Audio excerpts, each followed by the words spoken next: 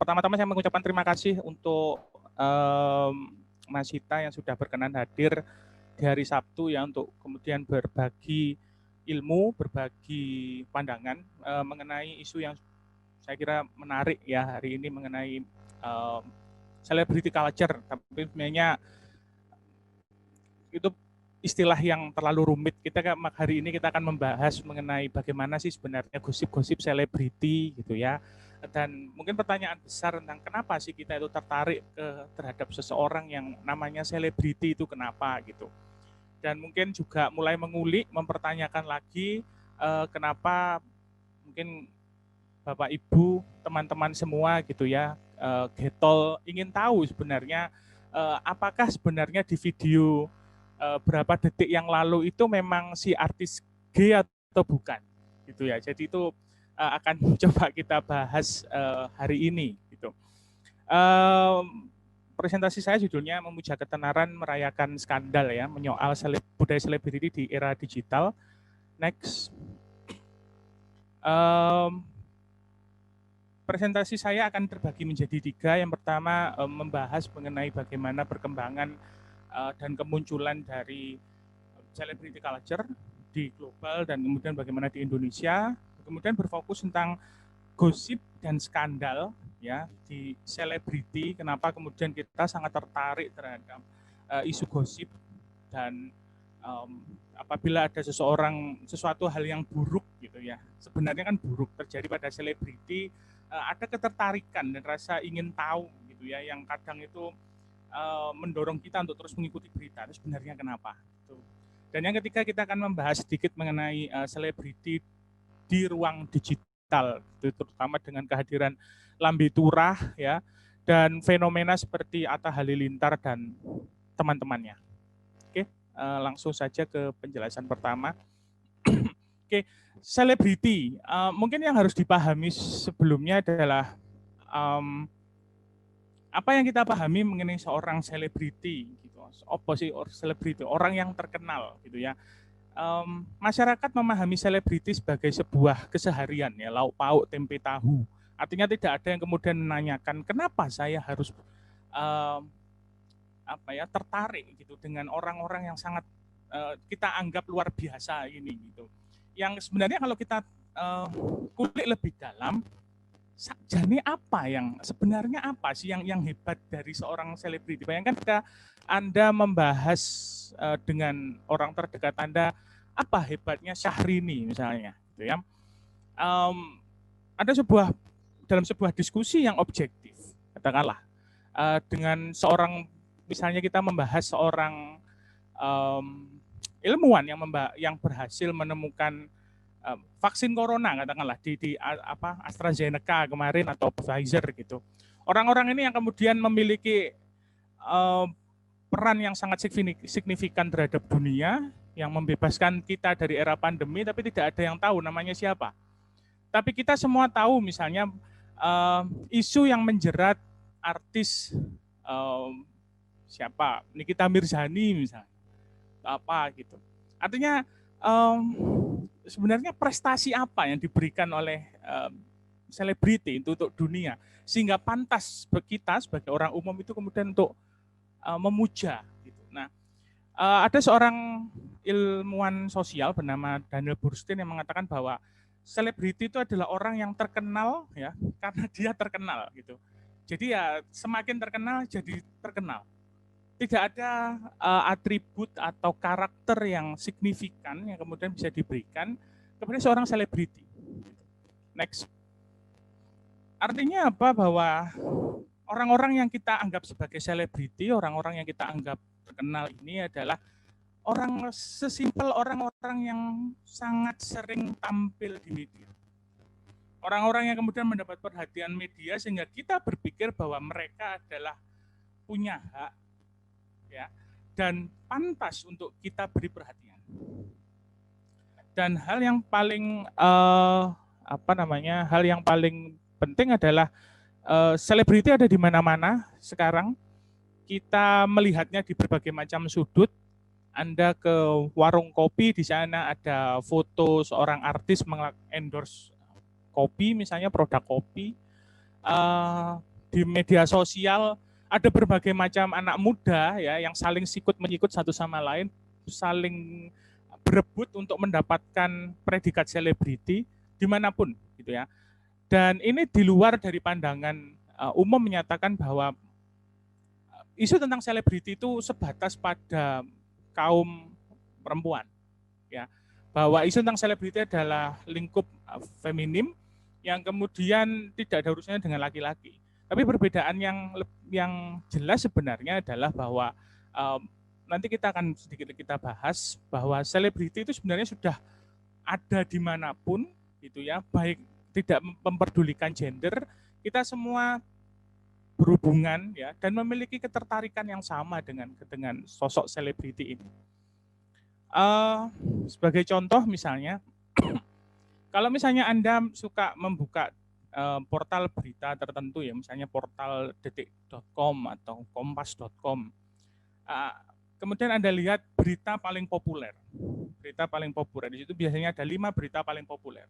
Saya yakin bahwa satu di antara 4 itu biasanya itu ya, itu mesti akan bicara mengenai seorang selebriti.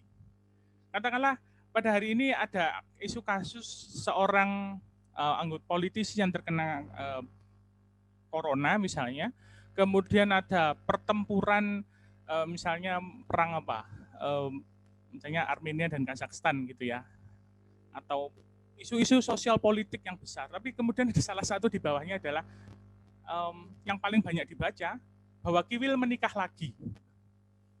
Artinya bahwa isu-isu yang sifatnya personal ini gitu ya, itu kemudian menjadi sama dan selevel dengan isu-isu politik yang sifatnya itu besar ya gitu teman-teman. Sehingga itu kemudian salah satunya ada seorang ahli Pramod Nayar mengatakan bahwa ya ketertarikan terhadap seorang selebriti itu adalah tanda-tanda dari kehidupan masyarakat kontemporer saat ini, di mana levelnya itu sama sebenarnya dengan isu politik dan ekonomi. Next.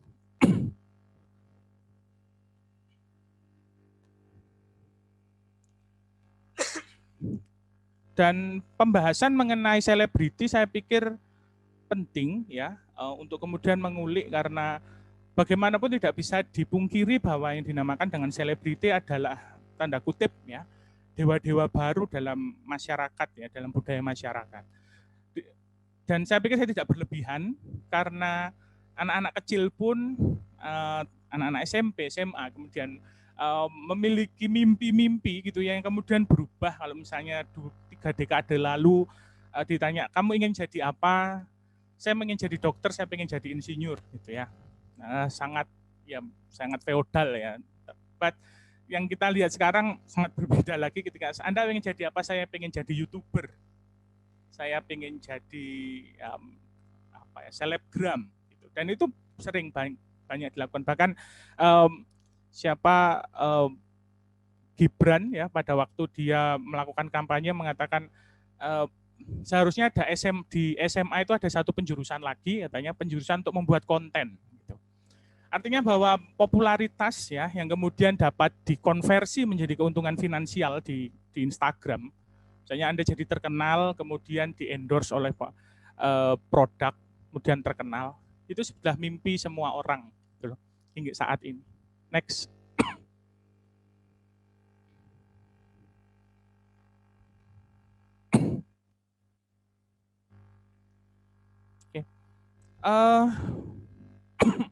Ini ringkas saja sebenarnya. Ini kemudian pandangan ini yang di bagian di presentasi ini berupaya untuk menjelaskan kenapa sih kita itu menjadi sangat tertarik dengan selebriti, sejarahnya itu gimana.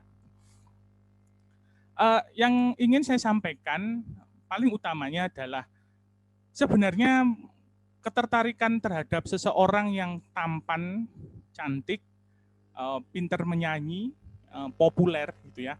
Itu bukanlah sebuah hal yang inheren dalam sejarah manusia. Itu hanya muncul sekitar mungkin 20 atau 30 tahun belakangan. Itu semua dimulai misalnya pada saat perkembangan media, ya, kehadiran televisi terutama, itu kehadiran televisi terutama ketika dia menghadirkan acara-acara yang sifatnya hiburan, menyanyi, musik dan film dan lain sebagainya, menghadirkan generasi orang-orang terkenal baru. Jadi kalau dulu koran-koran tahun 1930-an, 1940-an ke belakang ya, yang diangkat adalah orang yang benar-benar punya ekspertis, keahlian. Misalnya jenderal, tentara, misalnya, atau politikus terkenal, saintis, orang-orang yang memang punya efek terhadap umat manusia gitu. Dan kita tahun 1940-an kemudian ada wajah-wajah baru yang biasa tampil di televisi, dipuja-puja banyak orang, kemudian mereka ini yang kemudian muncul sebagai selebriti baru. Jadi pada tahun 1960-an ada, kalau pernah mengingat Elizabeth Taylor, pernah main di film Cleopatra saya pikir ya. Sangat cantik, suaminya 7 atau berapa gitu gonta-ganti suami. Dia adalah pertama kali kemudian membantu mempopulerkan istilah paparazi ya, paparazi. Jadi pada titik itu kemudian para media menyadari bahwa ternyata membahas isu kehidupan pribadi artis itu menarik juga ya, menghasilkan juga gitu. Kemudian sejak itu mulai populer, mulai dari kemudian Madonna ya, dan Putri Diana. Madonna adalah titik penting dalam celebrity culture karena ya masih ada yang ingat Madonna ya, masih lama, tapi Madonna ini kan cetak biru dari semua artis cewek-cewek ya, terutama ya, yang menampilkan gaya yang provokatif. Seperti misalnya Lady Gaga atau Bebe Rexha, whatever gitu.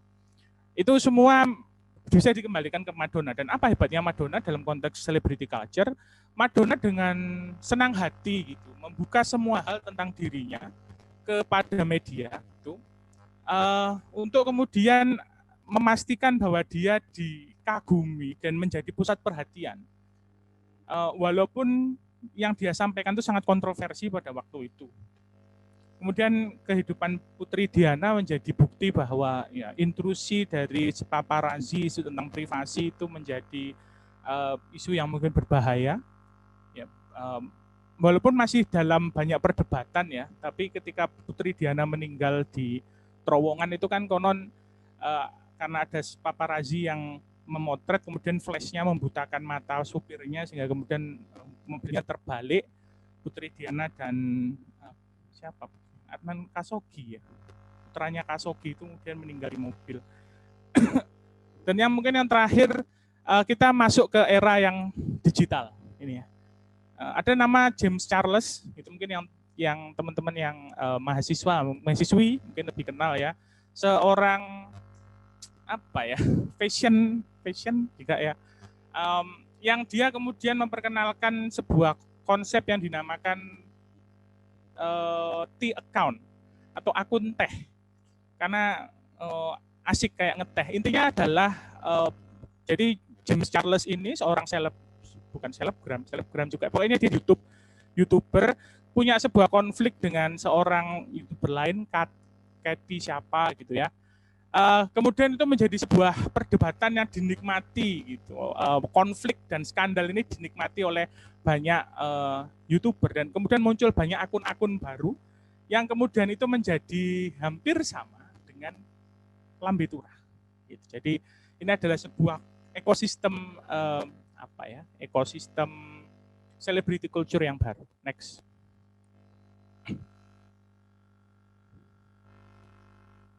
Nah, ini membahas mengenai skandal dan gosip ya, selebriti itu. Next saja.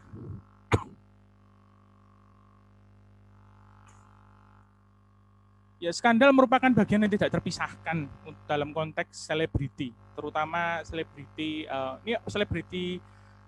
yang berkutat di film, musik ya, terutama seperti itu. Dan sifatnya adalah katalis. Artinya katalis adalah skandal itu punya fungsi dia untuk mempercepat kejatuhan selebriti atau mempercepat popularitas selebriti. Jadi skandal adalah bagian yang tidak terpisahkan. Sebagai contoh misalnya pada era tahun 1960-an, 70-an ada seorang aktor komedi bernama Archie Arbuckle, ya, dia adalah seorang aktor yang paling kaya saat itu ya, paling kaya. Kemudian dia mendapatkan sebuah skandal, dia ditemukan di sebuah ruangan mabuk dan ada seorang wanita yang meninggal, gitu ya. Nah, publik itu dengan bersama-sama itu melakukan serangan gitu kepada Fatty Arbuckle. Dia kemudian meninggal bangkrut, ya nggak punya uang apapun. Itu adalah contoh bagaimana kemudian skandal itu bisa jatuh sama sekali. Tapi skandal itu juga bisa dijadikan cara orang untuk kemudian naik ke panggung. Ya. Sebagai contoh, Nikita Mirzani. Nikita Mirzani. Hate it or love it ya. Apakah Anda mau membenci Nikita Mirzani atau maukah Anda mencintai Nikita Mirzani? Itu tidak ada pengaruhnya, bukan Nikita. As long as ada sebuah atensi dan perhatian terhadap Nikita Mirzani, maka dia mendapatkan predikat sebagai seorang selebriti. Dan yang dia lakukan Nikita Mirzani kan adalah membuat sebuah kontroversi ya, yang kemudian mepet-mepet ke skandal. Itu yang kemudian menjadi satu bukti bahwa asalkan ada sebuah skandal itu bisa dijadikan sebuah cara bagi selebriti untuk naik ke atas. Ya, untuk kemudian ada beberapa contohnya, misalnya ada skandal video Shure apa gitu ya. Itu kemudian aktor atau aktrisnya tiba-tiba kemudian naik ke atas dan lain sebagainya. Next. Ya, skandal itu merupakan, seperti saya sampaikan tadi, merupakan hal tidak terpisahkan dari selebriti. Dan kalau misalnya kita lihat dari sisi publik ya, menurut ada ahli namanya Alice Cashmore mengatakan bahwa publik itu memberikan reaksi yang sangat berbeda dan bervariasi terhadap skandal selebriti. Sebagai contoh, ini ada kasus yang bisa dijadikan ilustrasi. Michael Jackson ya, selama bertahun-tahun dia tampil sebagai King of Pop, kan dia dielu-elukan. Tidak pernah sebelumnya ada seorang penyanyi pop yang kemudian mendapatkan pengagungan seperti Michael Jackson. Sampai pada satu titik dia kemudian mendapatkan tuduhan ya, yang kemudian juga tampil dalam sebuah film dokumenter bahwa dia melakukan tuduhan pedofilia. Ya. Dia kemudian dianggap di sebuah rumahnya yang sangat besar gitu, namanya Neverland itu sering tidur dengan beberapa anak kecil dan lain sebagainya. Nah, itu adalah secara legal itu adalah sebuah dosa yang besar sebenarnya. Publik seharusnya gitu. Kemudian melakukan apa yang dilakukan terhadap Fatty Arbuckle yang sudah saya jelaskan tadi terhadap Michael Jackson, tapi tidak. Orang-orang publik itu kemudian melihatnya dengan justru ketertarikan yang lebih gitu, bahwa Michael Jackson ini dipandang sebagai sosok yang tragis, ya, aneh, dan macam-macam. Ada ketertarikan itu berubah. Gitu. Dan justru kenaikan pembelian albumnya itu naik drastis. Tapi yang terjadi di saudaranya, Janet Jackson, itu di sebelahnya itu, dia adalah seorang penyanyi juga, sangat populer sebenarnya, ya. Albumnya judulnya Janet dan sangat populer. Dia melakukan sebuah skandal yang sebenarnya tanpa disengaja. Jadi pada waktu tampil di acara Super Bowl, ya, kalau di Amerika itu salah satu acara yang besar sekali ya, Super Bowl. Dia tampil bersama penyanyi Justin Timberlake, dan tanpa sengaja dalam koreografi itu wardrobe bajunya itu lepas sehingga mengekspos bagian dalam tubuhnya, intinya seperti itu. Karirnya hancur. Jadi publik secara aktif itu kemudian mulai tidak menjauhkan diri dari Janet Jackson. Kemudian membuat sebuah pertanyaan besar. Lalu bagaimana sebenarnya yang kemudian publik ini kenapa membeda-bedakan di antara selebriti gitu ya, itu yang kemudian menarik. Next. Nah, ini adalah salah satu contoh skandal yang besar ya, kemudian sering dijadikan studi di Indonesia gitu. Saya ingat pada waktu ini pertama kali muncul pada waktu saya masih kuliah S1 gitu ya, mahasiswa-mahasiswa itu datang ke kampus itu kepalanya tengeng gitu. Entah karena apa, saya juga tidak paham.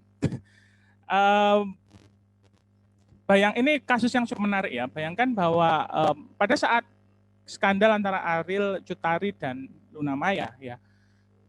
Ariel ketika dia kemudian divonis bersalah, dia kemudian tampil tidak sebagai seorang pesakitan gitu. Tapi publik justru mengelulukan setelah dia di penjara, dia keluar, dia dianggap sebagai Don Juan. Jadi publik itu melihat Ariel itu sebagai playboy sejati gitu ya.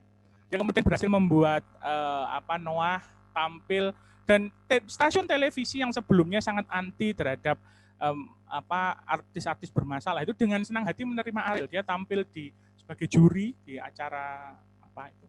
Tapi coba bandingkan dengan kedua kawannya ini, Cut Tari dan Luna Maya, yang kemudian harus mengubur popularitas, tidak pernah lagi mencapai popularitas seperti yang sebelumnya. Sehingga kemudian ada isu yang menarik juga gitu ya dalam selebriti, misalnya isu gender gitu ya, dan lain sebagainya. Next.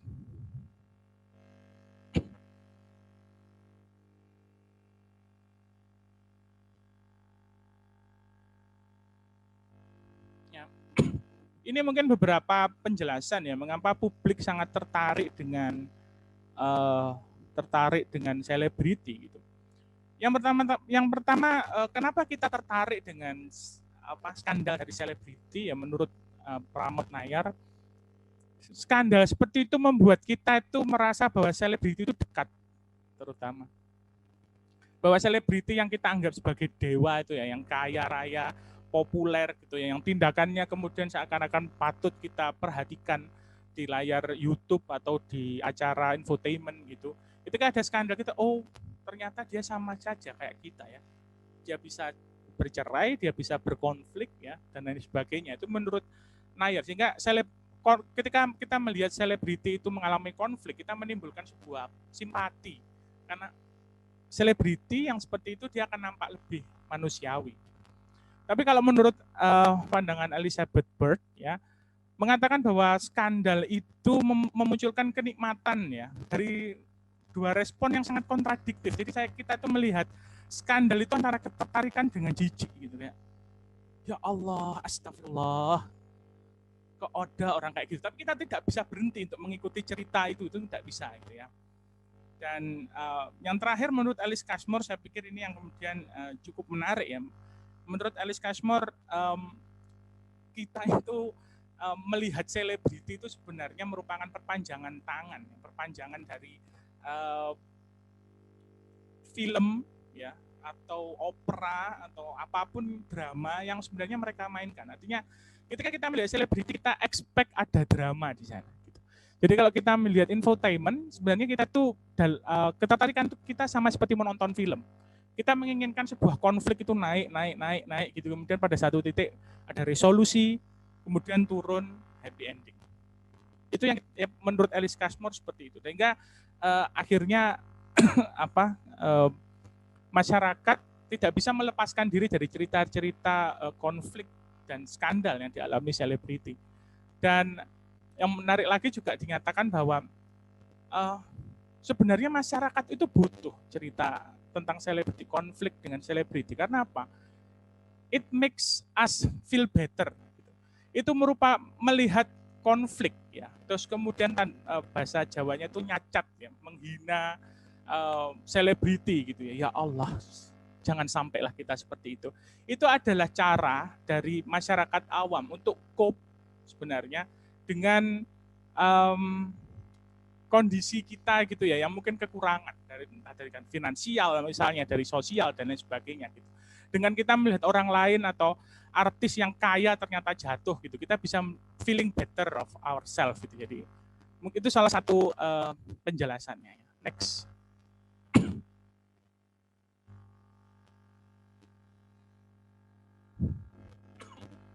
Dan kenapa sebenarnya gosip itu kok sangat menarik ya dalam konteks gosip? Kalau sebenarnya ada skandal, kita bicara mengenai gosip.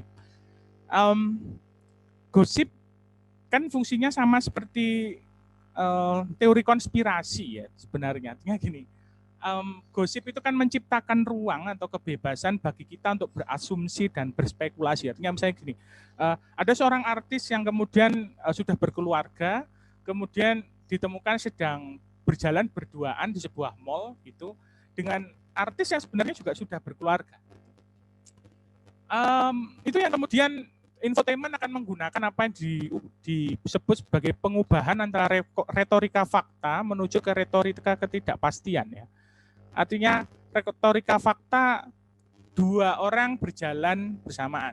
Itu yang kita tahu, kita tidak tahu yang lain-lain. Tapi kemudian diubah menjadi aktor A berjalan berduaan dengan aktor B. Ada apa ini? Pertanda apa ini? Jeng-jeng setajam silet. Gitu. Biasanya kan seperti itu. Nah itu kemudian membuat sebuah spekulasi yang itu nikmat. Untuk berasumsi dan berpikir yang bermacam-macam itu nikmat. Jadi itu juga sebenarnya mekanisme atau dinamika gosip yang bekerja di antara tetangga ya.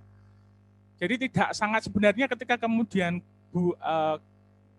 fakta itu kemudian dibuka, kemudian tidak ada ruang lagi untuk ketidakpastian. Sebenarnya orang-orang itu menanggapinya dengan kecewa gitu ya, kayak ya cuma gitu doang gitu. Sebenarnya orang itu berharap lebih. Ya.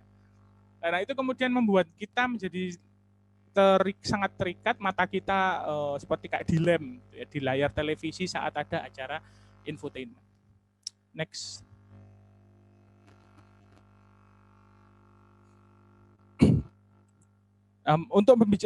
Untuk mengupas sebenarnya acara infotainment sebenarnya di Indonesia ini, kalau dalam kasus di Indonesia ini bisa dibagi menjadi ketiga elemen ini. Yang pertama, kelahiran sinetron ya pada tahun 1990-an awal itu sinetron itu melahirkan banyak bintang baru, orang-orang terkenal baru yang kemudian dengan cepat dipahami oleh stasiun televisi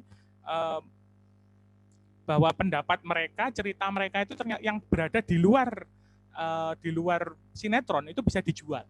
Nah, akhirnya muncul Kabar-Kabari misalnya, sangat populer ya di RCTI pada waktu itu. Dan awalnya pada tahun 2000-an awal menurut penelitian itu sekitar 30 acara infotainment itu muncul dalam 1 minggu di Indonesia. Yang kemudian semuanya saling berebut ceritanya atau mungkin satu sama lain, tapi itu adalah salah satu puncaknya ya. Dan tidak hanya acara infotainment di televisi, tapi juga tabloid. Oplahnya bisa sampai 600.000 untuk berita-berita tertentu, itu sangat tinggi gitu ya. Sampai kemudian era digital mengganti itu semua dengan kehadiran sebuah fenomena baru, lambe turah. Lambe turah sangat unik ya, sangat unik. Saya tidak percaya dari sisi moral ya. Kalau dari sisi moral, very questionable. Tapi dari sudut pandang setidaknya tentang bagaimana lambe turah ini merevolusi bagaimana orang menikmati infotainment itu sebenarnya sangat menarik. Lambe turah setidaknya memiliki 3 elemen gitu ya, yang kemudian membedakannya dengan bentuk infotainment yang sebelumnya. Gitu. Yang pertama, lambe turah mengakomodir sumber-sumber yang sifatnya non resmi gitu dan komunal. Artinya netizen itu diajak untuk kemudian adakah gosip-gosip terbaru gitu. Sehingga kemudian membentuk sebuah komunitas kecil, komunitas ini imajiner ya seakan. Tapi orang yang kemudian bergabung di sana seakan merasakan seperti kayak acara kocokan PKK sudah selesai terus kemudian gosip satu sama lain gitu kan, enak ya. Nah itu kemudian membuat perasaan itu dan menerima misalnya gosip-gosip dari netizen itu kemudian akan memperluas konten yang dihadirkan oleh lambe turah. Yang kedua, lambe turah mendukung kolaborasi atau interaksi. Jadi satu orang dengan yang lain bisa saling mengobrol gitu ya, saling berkomentar, saling ngejulit gitu ya. Dan itu tidak bisa diberikan oleh acara infotainment yang ada sebelumnya gitu.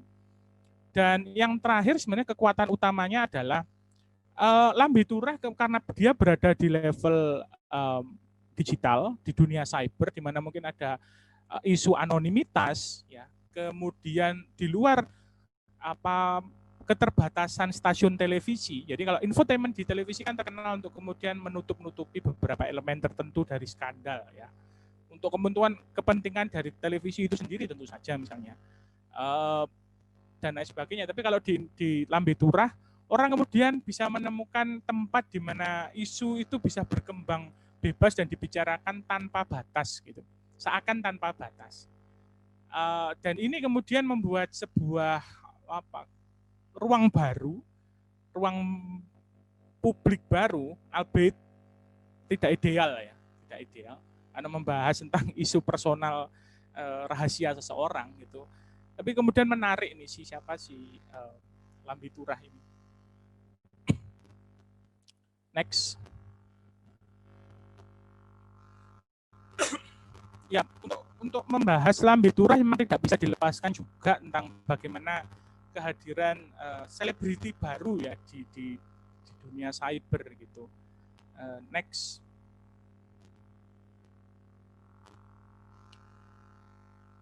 Ketika kemudian ada kabar bahwa Atta Halilintar itu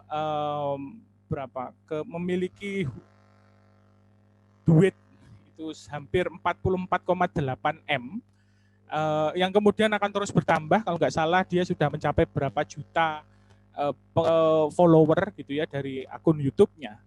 Itu harus diingat bahwa ini tidak pernah terjadi sebelumnya di selebriti konvensional di Indonesia. Bahkan untuk selebriti paling populer pada eranya ya. Seperti misalnya kalau dulu ada Anjasmara atau Tora Sudiro yang kemudian tampil di acara prime time seperti Extravaganza dan lain sebagainya. Tidak pernah ada yang sampai di sini. Tapi kemudian ada seseorang ini yang secara praktis itu nobody, seseorang yang kemudian tidak dikenal gitu ya.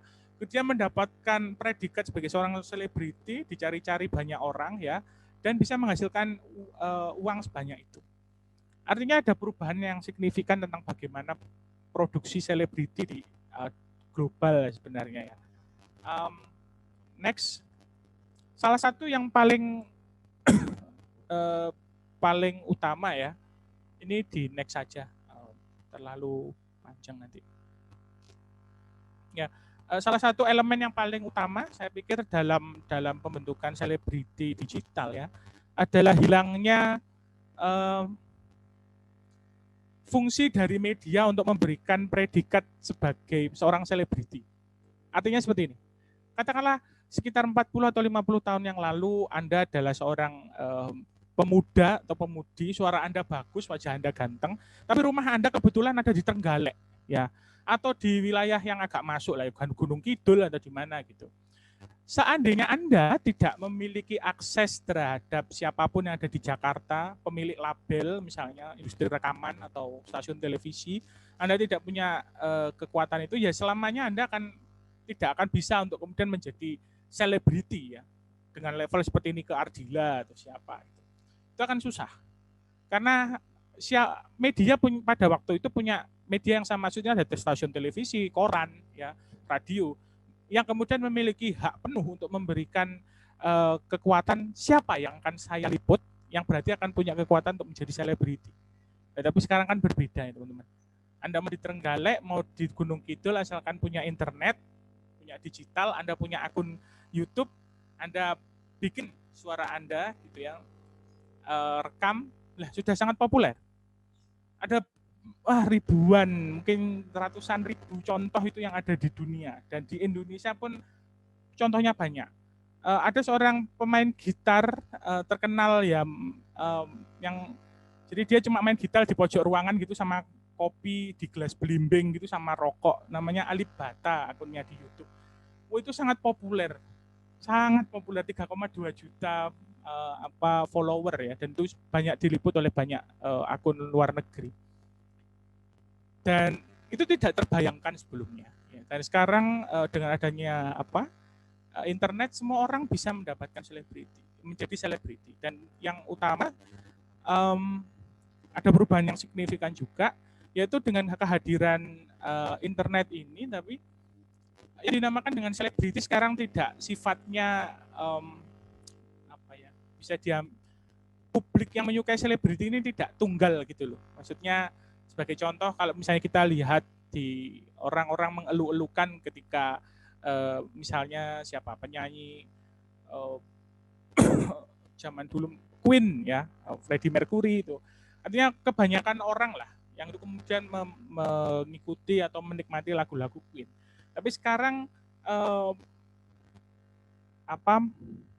predikat selebriti ini hanya di orang cepat mendapatkan predikat selebriti dengan menggunakan media sosial, tapi yang pasarnya itu pun juga hanya terbatas. Katakanlah hanya berapa ratus ribu orang saja.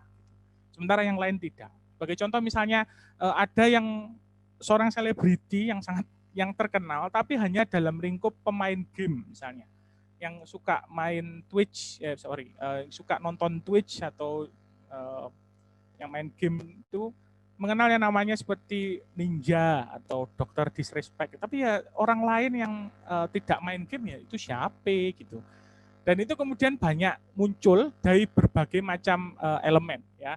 Ada misalnya kalau suka merajut, misalnya hobi merajut, pasti juga ada selebritinya di situ, pasti ada. Atau yang suka musiknya yang sangat beda ya, lofi apa gitu, itu juga pasti ada. Sehingga kemudian sekarang semua orang bisa mendapatkan selebriti, menjadi seorang selebriti. Nah, ya akhir kata ingin saya sampaikan bahwa selebriti ini merupakan sebuah bagian yang tidak terpisahkan teman-teman dari kehidupan kontemporer, dan perlu ada kewarasan ya, saya pikir ketika kemudian kita menikmati selebriti. Karena saya masih ingat nih pada tahun 2000 sekitar 2016 atau 2015-an gitu ya. Lambe Turah itu pernah melakukan semacam live terhadap orang yang mengancam mau bunuh diri. Ternyata bunuh diri beneran.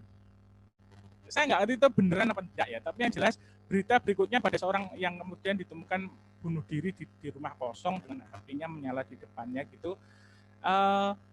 Dan itu ditonton oleh banyak orang, dan pada saat itu saya punya kebetulan buka HP-nya istri saya gitu ya. Pada itu belum pacaran gitu, masih pacaran, dan lihat ini orangnya itu tergantung itu sekitar ada jeda waktu sekitar berapa menit sampai sebelum akhirnya dipotong oleh akunnya siapa, Lambe Turah gitu ya. Itu yang berarti bahwa pada titik tertentu ada intrusi, ada sebuah perbuatan yang kemudian berlebihan dilakukan dalam konteks celebrity culture yang seharusnya kita semakin awas, semakin waspada, terutama tentang bagaimana kita mengonsumsi internet ya, berkaitan dengan keamanan, dan terutama kalau misalnya Anda punya anak dan sudah mulai mengikuti satu akun di selebriti di internet, itu mungkin sebuah cara yang sebagai sebuah poin penting untuk kemudian Anda menyadari sih, ini harus direm dulu untuk kemudian seseorang bisa sangat tertarik dengan selebriti. Mungkin itu saja dari saya. Terima kasih atas waktunya. Saya kembalikan ke moderator, ke Adel.